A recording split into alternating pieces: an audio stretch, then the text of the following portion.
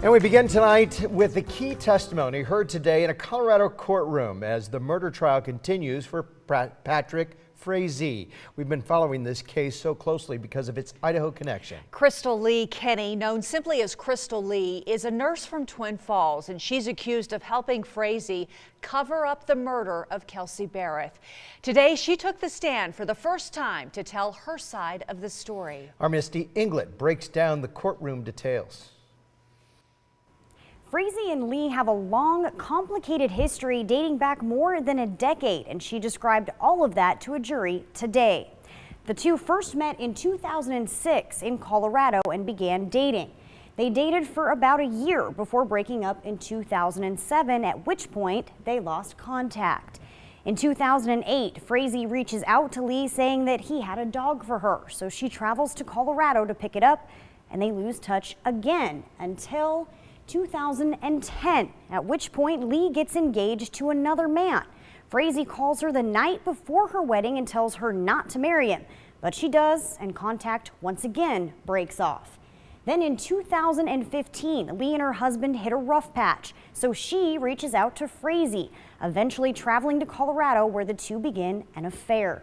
Throughout 2015 and into 2016, the affair continues, and Frazee encourages Lee to get a divorce. In March of 2016, she gets pregnant with Frazee's child. He's not happy about it, so she ends the pregnancy and they go their separate ways. In October of 2017, they begin communicating once again.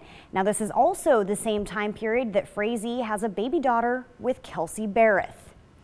Go to 2018 now. Lee visits Frazee in Colorado and a relationship sparks again. And it's in June of 2018 that Lee finds out about Berreth and the baby. Fast forward to September of the same year. Frazee makes multiple attempts to get Lee to kill Berreth with claims that she was abusing their daughter. Then in November, Frazee texts Lee on the 22nd saying that she has, quote, a mess to clean up. So she goes to Colorado and cleans up the alleged murder scene. Then November 24th to the 25th, Lee drives back to Idaho and gets rid of Berreth's phone. And that's when, of course, I think we picked up the story that Berreth's phone pinged near Gooding, Idaho on November 25th. That phone was eventually traced back to Lee, and then she was arrested in February of this year. That brings us up to today, where she's now a part of this case. Well, you laid out the many layers of this and how complex this is for both the prosecution and the defense. Yep. We've been getting different ideas about how long this trial is going to take.